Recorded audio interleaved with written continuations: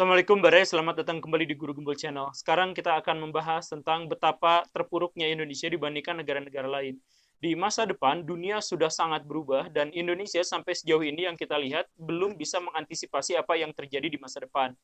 Kita sekarang akan membahas tentang riset dan teknologi di Indonesia. Saya harap Baraya nonton sampai tuntas karena ini sangat penting. Yuk kita mulai.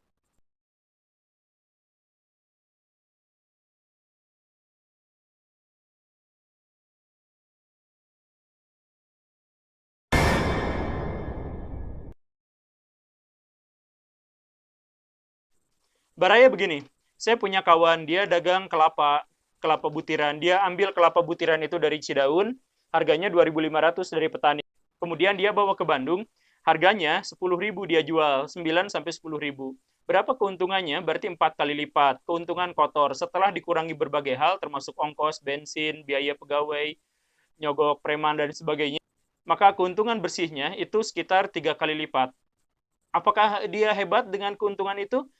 Orang Cina datang ke Indonesia, dia beli kelapa butiran, satunya 2.500. Kemudian dia tidak jual lagi di Cina sebagai butiran, dia rubah dulu menjadi layar HP, layar laptop, layar komputer. Itu kan semuanya terbuat dari daging kelapa. Dia dapat keuntungan sekitar 100 kali lipat daripada modal yang dikeluarkan. Jadi dia ngambil dari petani cuma 2.500, tapi setelah jadi ininya dia jual sampai ratusan ribu rupiah. Jadi riset dan teknologi itu memberikan kepada dia keuntungan yang luar biasa, 100 kali lipat. Teman saya, dia jualan CD, bukan celana dalam tapi CD kepingan itu. Dia beli CD kepingan sekitar 2.000 sampai 3.000 per helainya. Helai. Kemudian dia masukin lagu-lagu lama, masukin ke situ, kemudian dijual lagi dengan harga 10.000. Dari situ dia keuntungannya juga sekitar 4 kali lipat. Itu orang Indonesia. Tapi datanglah Bill Gates, datang ke Indonesia, beli CD harganya 2.000-an. Kemudian dia masukin Microsoft, itu kemudian dia jual lagi. Berapa dia dapat keuntungan? Sekitar 700 kali lipat dari biaya yang dikeluarkan untuk modal. Jadi, siapa yang pinter? Orang Indonesia cuma dapat keuntungan 3 kali lipat, 4 kali lipat, mereka dapat keuntungan sampai 700 kali lipat. Makanya Bill Gates menjadi salah satu orang paling kaya di dunia. Ya, walaupun usahanya bukan hanya di situ. Jadi balik lagi, riset dan teknologi itu bisa memberikan kemakmuran yang luar biasa untuk orang yang menjalankannya. Saya ambil kasus lain, sebuah buletin di Amerika Serikat menyebut bahwa kerugian yang dihasilkan gara-gara sampah yang ada di seluruh dunia per tahunnya itu mencapai 2,5 triliun dolar. 2,5 triliun dolar itu kalau dirupiahkan segini, benar-benar gak tercetak, itu angkanya terlalu banyak. Itu kerugiannya. Tapi Swedia malah dapat keuntungan dari sampah itu. Mereka malah minta sampah dari berbagai negara di seluruh dunia karena mereka jadikan sampah itu sebagai pembangkit energi, pembangkit listrik. Jadi, alih-alih dapat kerugian yang besar, mereka dapat keuntungan yang luar biasa karena listrik didapatkan dari sampah. Dan dari mana mereka bisa kepikiran seperti itu? Karena mereka melakukan riset. Mereka berteknologi. Masalah yang terjadi adalah kemudian kita lihat apa yang terjadi di Indonesia. Untuk biaya riset, untuk biaya pengetahuan, untuk biaya pengembangan teknologi, kita hanya mendapatkan kurang atau sedikit lebih tinggi dari 1% dari seluruh pendapatan kotor negara. Tahun 2019, Indonesia menganggarkan hanya 0,24% untuk riset dari total pendapatan kotor Indonesia. Dana itu yang cuma 0,24% itu pun dibagi-bagi menjadi 45 kementerian dan lembaga-lembaga lain, dan dari situ pun hanya 43% yang benar-benar dijadikan untuk biaya riset, sisanya untuk operasional. Artinya, kita sekarang semuanya tahu bahwa untuk mencapai jadi negara yang maju, jadi negara yang hebat, jadi negara yang cerdas, itu tergantung pada riset dan teknologi. Dan Indonesia hanya menganggarkan 0,24%, dan itu pun dibagi-bagi, dan itu pun hanya kurang dari setengahnya yang efektif benar-benar untuk riset. Saya ambil contoh lagi yang lebih historis gitu. Eropa di abad pertengahan itu benar-benar kacau, terkepung oleh Muslim yang pada waktu itu menjadi musuhnya.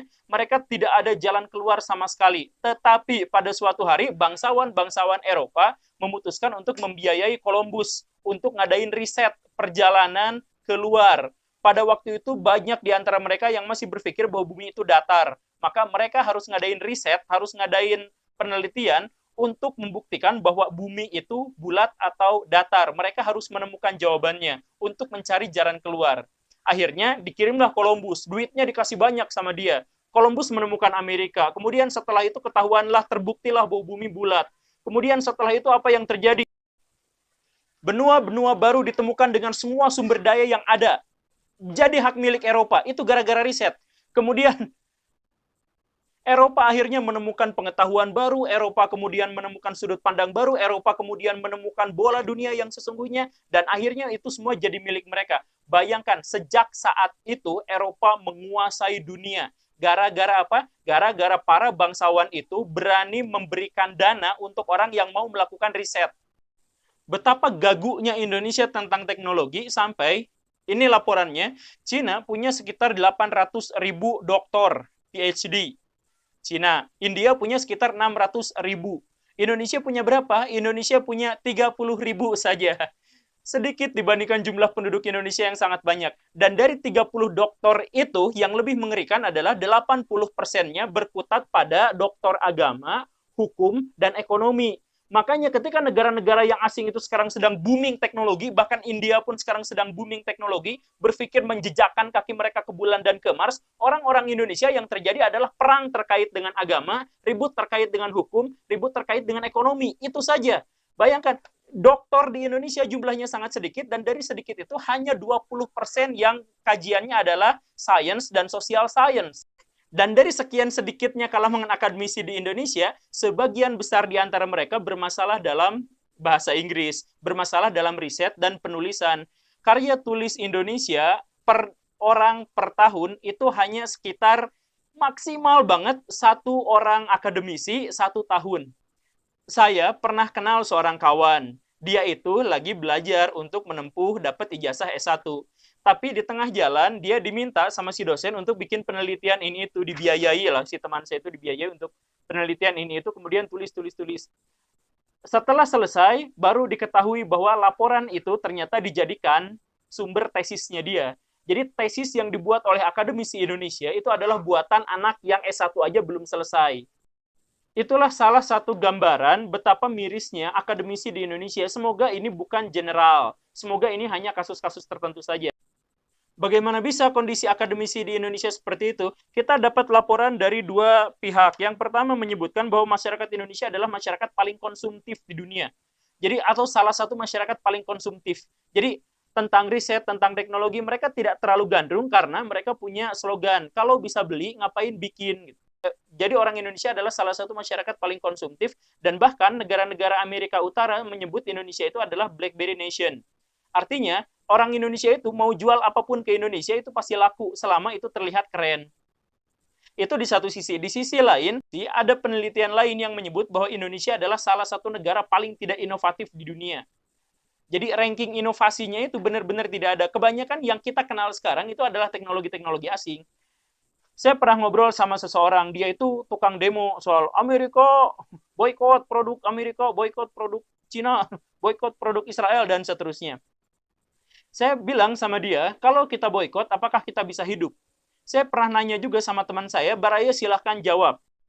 Mungkinkah rakyat Indonesia bikin cireng tanpa bantuan asing? Menurut Baraya bisa nggak? Tahu kan cireng ya? Aci digoreng. Itu saya suka. Nah, apakah orang Indonesia bisa bikin cireng tanpa bantuan asing? Saya sih ragu. Soalnya begini Baraya, untuk bikin cireng kita harus bikin minyak kelapa dulu. Untuk mengolah minyak kelapa itu harus ada perkebunan kelapa sawit yang itu sudah ada rekayasa genetik di kelapa sawitnya, yang rekayasa genetiknya kita tidak punya teknologi tentang hal itu. Kemudian jadilah pohon sawit. Kemudian pohon sawit itu dipanen. Panennya dibawa pakai truk. Sampai sekarang kita tidak tahu ada mobil yang atau ada truk yang buatan Indonesia. Benar kan? Anggaplah Indonesia nggak bisa bikin truk. Dibawalah ke pabrik. Mesin-mesin di pabrik itu nggak ada satupun juga yang buatan Indonesia. Artinya, untuk bikin minyak kelapa saja, kita sangat tergantung pada negara-negara asing. Mesin-mesinnya itu didapatkan dari Jerman, dari Jepang, dari Amerika Serikat. Tidak ada satupun mesin di kelapa sawit itu, di pabrik kelapa sawit yang bikinan orang Indonesia asli. Artinya, sekarang ini kita bahkan untuk bikin cireng pun sangat tergantung pada negara-negara asing. Dan dalam kondisi itu, satu-satunya jawaban atas semuanya itu adalah kita harus mengembangkan teknologi. Kita harus memiliki anggaran yang lebih besar untuk riset. Tetapi pemerintah kita kekeh tidak sampai 1% anggaran untuk riset dan teknologi. bagaimana Indonesia bisa maju di masa depan. Lalu ada sebuah teori konspirasi. Ini boleh percaya, boleh enggak. Saya sampaikan ini teori konspirasi. Kenapa pemerintah tidak menganggarkan lebih besar untuk sektor riset dan teknologi? Kenapa hanya 1% sekitar itu, lebih kurang sedikit? Kenapa tidak lebih dari itu? Konon katanya alasannya adalah begini. Kalau Indonesia menjadi negara maju, maka negara-negara maju yang sekarang itu tidak akan menjadi terlalu maju. Gitu. Kan mereka jadi maju itu karena mereka ngambil sumber daya dari negara-negara berkembang. Salah satunya adalah Indonesia. Saya ambil ilustrasinya dari Jepang. Misal begini. Kita sekarang punya merek-merek mobil yang sangat terkenal yang sumbernya dari Jepang. Pabriknya itu 100% ada di Indonesia. Kenapa orang Jepang pengen bikin pabriknya di Indonesia? Pertama, kalau bikin pabrik di Indonesia, itu beli tanahnya harganya sangat murah. Di Jepang sangat mahal. Itu yang pertama, murah di Indonesia. Kemudian yang kedua, buruh di Indonesia, pegawai, tenaga kerja, dibayarnya juga sangat murah. Enak kan? Enak. Kemudian nanti untuk bikin ini kan nanti ada amdalnya, harus buang limbahnya, harus diolah dulu dan sebagainya. Di Indonesia amdalnya longgar dan bisa dilangkahi, dalam tanda kutip bisa disogok. Jadi gampang, jadi enak. Kemudian bahan-bahan untuk membuat mobil dan motor dan sebagainya itu juga sudah ada di Indonesia. Kan Indonesia kaya akan sumber daya. Nah, kemudian pangsa pasarnya juga sudah ada di Indonesia. Jadi bikinnya di Indonesia, yang bikinnya orang Indonesia, polusinya buat Indonesia, kemudian dijual lagi untuk orang-orang Indonesia, tapi keuntungannya yang paling besar adalah untuk Jepang. Enak kan? Nah, lebih menguntungkannya lagi adalah orang Jepang tidak usah khawatir dengan alih fungsi teknologi. Kan begini Baraya, kalau orang Jepang bikin pabrik di Cina, bikin pabrik mobil misalkan, itu orang Jepang was-was, karena nanti sama orang Cina dibajak, dibikin, dan akhirnya orang Cina bikin produk mobil sendiri. Tapi kalau di Indonesia, itu produknya semuanya udah bikinan Indonesia, Jepang cuma ngeliatin doang, tapi nggak ada alih fungsinya, nggak ada satupun mobil yang jadi buatan Indonesia, dan nggak ada satupun orang Indonesia yang berpikir Indonesia bisa bikin. Padahal semua part-part dari mobil-mobil itu, semuanya sudah buatan Indonesia. Dan Jepang begitu senangnya karena setelah Jepang bikin pabrik mobil di Indonesia, mereka bisa mengancam dan menakut-nakuti pemerintah Indonesia. Ayo, kalau nggak mau nurutin saya, investasi saya cabut. Ampun, ampun, ampun, kan pemerintah Indonesia seperti itu. Dan solusinya adalah teknologi. Kita harus mengembangkan teknologi, kita harus mengembangkan riset, tetapi itu semua tidak dilakukan sama pemerintah Indonesia. Baraya, saya ambil satu contoh lagi yang begitu ngenes. Baraya, Indonesia taken kontrak dengan Cina. Cina disuruh bikin rel kereta api yang menghubungkan antara Bandung dengan Jakarta, kereta api cepat. Berapa total investasinya? Total nilai yang dibutuhkan sekitar 87 triliun rupiah. Oh, 87 triliun rupiah itu digunakan untuk memperlancar akses antara Bandung ke Jakarta, Jakarta ke Bandung. Begitu. Sekarang kita lihat model ala saya, misal ya, maaf.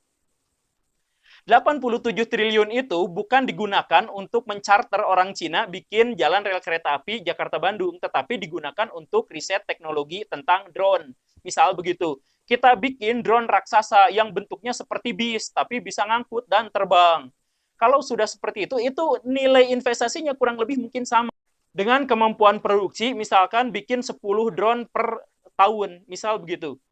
Kalau riset dan teknologi kita diarahkan ke sana, maka kita nggak usah lagi bikin rel kereta api, udah aja kita bikin drone segede bis yang bisa, kan Dubai udah, walaupun kecil, Cina udah, Singapura sedang dalam pengembangan, kenapa Indonesia tidak mendahuluinya? Kan Indonesia yang paling butuh drone skala besar itu untuk angkutan, biar nggak macet.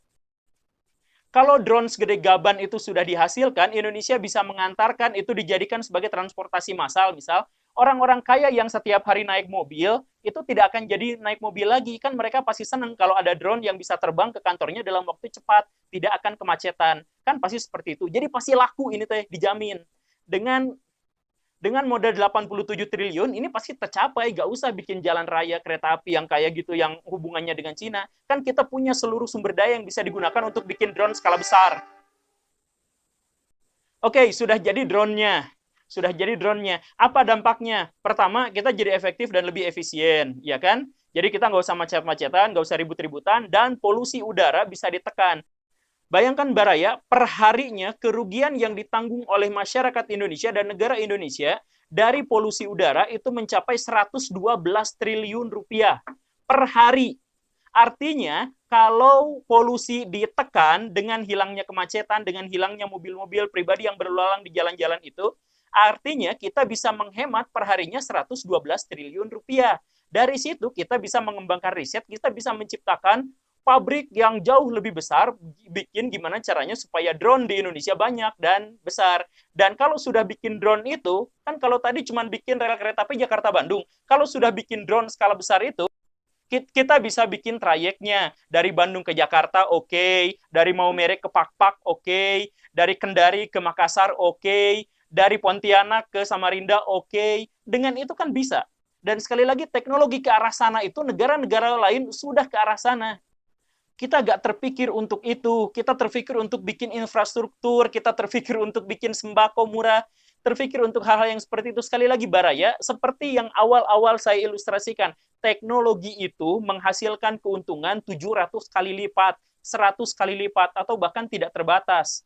Daripada kita bikin jalan ini, jalan setiap tahun ditumpuk lagi, dan seterusnya, yang membuat pemerintah terbebani oleh beban yang begitu besar soal anggaran, kenapa kita tidak riset, bikin teknologi dan ciptaan-ciptaan baru? Contoh yang lain, ini ilustrasi saya aja ya, contoh ya. Sekarang di Indonesia banyak kota-kota yang dilanda kemacetan. Kenapa macet?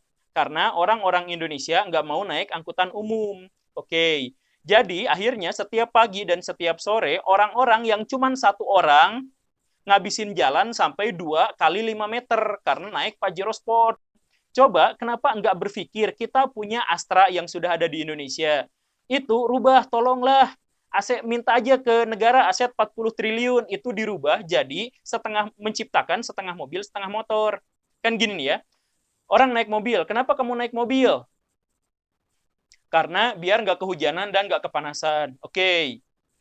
Kenapa orang kamu naik motor? Biar nggak kena macet.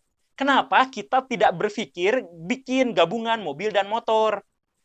Motor ukurannya kecil, cukup untuk 2 orang, ceper kayak sedan, tapi kecil, jadi memuat orangnya tidak banyak, jadi hanya 1 meter lah kanan kirinya, jadi nggak menghabiskan jalan sampai 2 kali 5 meter itu. Jadi ada hujan, ada panas terlindung si orang-orang yang naik di dalamnya, tetapi dia lincah kayak motor. Kenapa nggak bikin kayak gitu? Itu kan biayanya mahal. Gak semahal bikin rel kereta api Bandung-Jakarta. Dan kalau kita sudah bikin itu, bikin skala besar, kemudian jual ke negara-negara yang lain, kan negara yang lain belum ada tuh, jual ke negara-negara lain, kita untung besar dari situ, dari teknologi. Tapi kita lagi-lagi mengabaikan teknologi, dan kita sampai sekarang masih ada perang agama, perang teologi, saling menghujat, dan seterusnya. Padahal kebanyakan orang di Indonesia juga gitu-gitu aja. Indonesia itu dari dulu sampai sekarang kalau olimpiade fisika, olimpiade kimia, olimpiade biologi pasti menang terus. Di seluruh dunia, di ajang dimanapun kita bawa medali terus. Tetapi orang-orang yang hebat, orang-orang yang cerdas itu waktu SMA-nya begitu, waktu kuliah, waktu apa, gak diapa-apain. Potensi yang sedemikian besar diabaikan. Oke, Baraya, ini semoga jadi perenungan bersama dan saya harap ada bagian dari pemerintah yang mendengar ini. Saya Guru Gembul, silakan tonton episode saya yang lain. Terima kasih. Assalamualaikum warahmatullahi wabarakatuh.